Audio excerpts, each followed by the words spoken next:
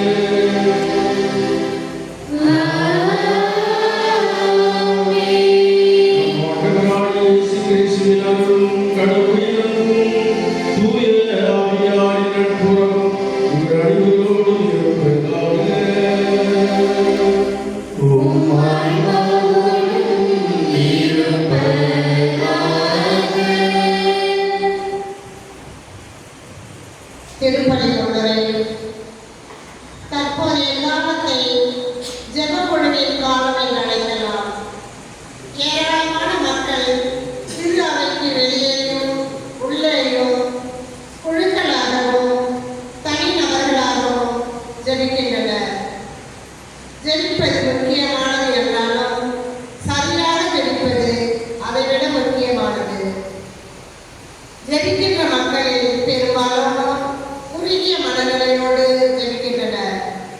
ஒரு சிலர் ஜபத்தை பிரச்சனைகளை தீர்க்கும் இடமாக அணுகிச் செல்கின்றனர். மற்றும் சிலர் ஜபத்தை வழிபோக்கும் மருந்தாக அணுகின்றனர். இன்னும் சிலர் ஜபத்தை கையூட்டாக பயன்படுத்துகின்றனர். ஆனால் இன்றைய இறைவார்த்தை உண்மையான ஜபம் என்பது என்ன என்பதையும் எத்தகைய மனநிலையோடு ஜெபிக்க வேண்டும் என்பதையும் சுட்டிக்காட்டுகின்றன. ஜபம் என்பது கடவுளுக்கும் நமக்கும் இடையே நடக்கும் ஓர் உறவு பரிமாற்றம். இத்தகைய உறவு பரிமாற்றத்தில் கடவுளின் அன்பையும் அளவற்ற இரக்கத்தையும் மனக்கண்ணும் கொண்டு அவரை அணுக வேண்டும். இப்படிப்பட்ட இரக்கமிக்க மக்களுக்கு மன இறங்குகிற கடவுளைத்தான் இயேசு தன் வாழ்க்கையின் மூலமும் போதனையின் மூலமும் நமக்கு சுட்டி காண்பிக்கின்றார். இன்றைய வாசகங்களிலும் அத்தகைய இரக்கமிக்க மனம் இறங்க தயாராக இருக்கின்ற கடவுளை பற்றியே வாசிக்கின்றோம். எனவே உணர்ச்சி பூர்வமாக ஜெபிப்பதை விட நாம் அனைவரும் உணர்வு பூர்வமாக ஜெபிப்போம். கடவுளின் இயல்பை சரியாக புரிந்து கொண்டு சரியான மனநிலையோடும் ஆர்வத்தோடு ஜெபிக்கக்கூடிய அருள் வேண்டியும் இத்திருப்பலியில் பங்கு பெறுவோம். மேலும் இன்றைய திருப்பலியை புனித லூர்தன்னை அன்பிய குடும்பங்களால் ஒப்புக் கொடுக்கப்படுகிறது. எங்கள் அன்பிய குடும்பங்களின் சார்பாக இறைவனின் ஆசிரியர உங்கள் அனைவரையும் வருக வருக என்று வரவேற்கின்றோம். தூய ஆவிக்கு உண்மை உள்ளவர்களாய் நிலைத்திருக்க அருள்வாராக. என்றென்றும் உள்ள இல்லாமல் இறைவா, வாழ்வின் ஊற்றும் தூய்மையின் தொடக்கமுமான தண்ணீரின் வழியாக மக்கள் புனிதமடைந்து நிலை வாழ்வின் கொடையை பெற வேண்டும் என திருவுளமாடி இத்தண்ணீரை